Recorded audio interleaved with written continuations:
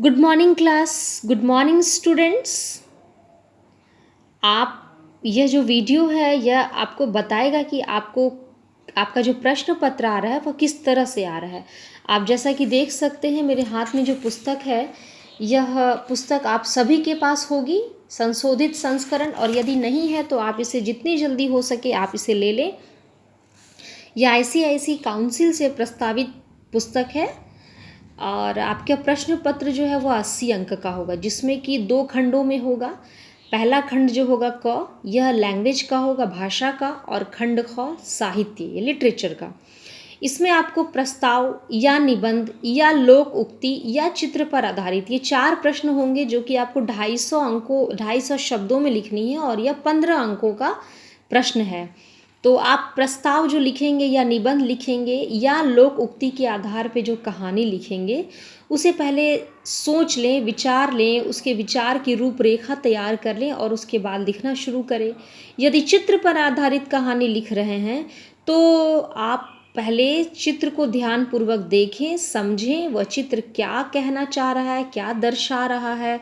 उसके पीछे कोई साइन बोर्ड तो नहीं है, कोई स्लोगन नारा तो नहीं है, कोई उत्सव प्रसंग समस्या दुर्घटना क्या है वो, उसे पहले आप जो है बताएं और उसके विषय में फिर बताएं।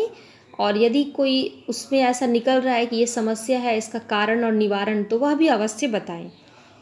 अब हम लोग आते हैं, आने से पहले हम लोग देख लें कि कितने प्रस्तावों को आपको कम से कम पढ़ लेना चाहिए परीक्षा के लिए।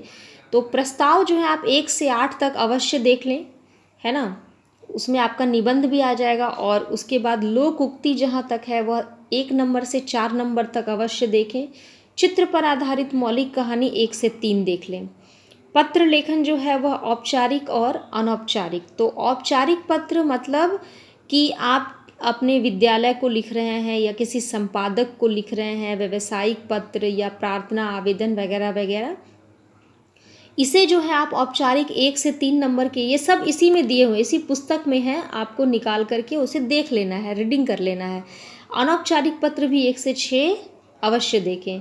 अपठित गद्यांश का मतलब है कि आपको गद्यांश के आधार पर उसे पढ़ करके प्रश्न पत्र को हल करना है, उसे यथासंभव अपने शब्दों में उत्तर देने का प्रयास करें। यदि ऐसा संभव ना हो पाए तो आप गद्यांश की जो पंक्तियां हैं उसे आप उसी तरह से लिख सकते हैं, किंतु वहाँ भी संभावना बनी रहती है कि आप पूरी तरह से उत्तर दें। आप एक पंक्ति में उत्तर देने का प्रयास ना करें। 2-2 अंकों का यह प्रश्न होता है, इससे संबंधित 5 प्रश्न पूछे जाते हैं।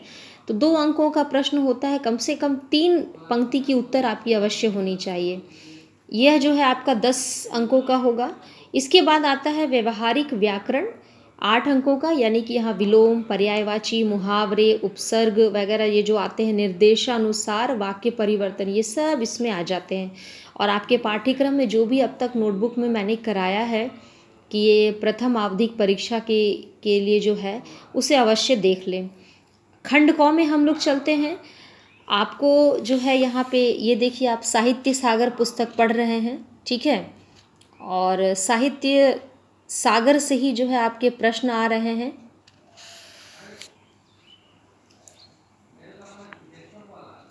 साहित्य सागर में आपके पास 3 पाठ हैं। ये जो पाठ हैं आपके, यह हैं बड़े घर की बेटी, अपना अपना भाग्य और नेताजी का चश्मा, सूर के पद और साखी, ये 5 पाठ है। और इन 5 पाठों से या 4 पाठ से आपको जो प्रश्न आएंगे, 10-10 अंकों का प्रश्न होगा। प्रश्न कुछ इस तरह से होगा कि आपको उसी पाठ से 2 पंक्तियां दे दी जाएंगी, है ना, और उसी के आधार पे आपको उत्तर लिखना है।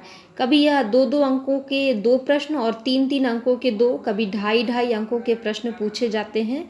इस तरह से यह प्रश्न पूछे जाते हैं। तो 40 अंक जो हैं आपके, वह यहाँ से हैं, खंड ख से हैं, और 40 अंक जो है यहाँ से है। आप इसकी तैयारी अच्छे से करें और अच्छे से परीक्षा दें। Wish you best of luck. Thank you.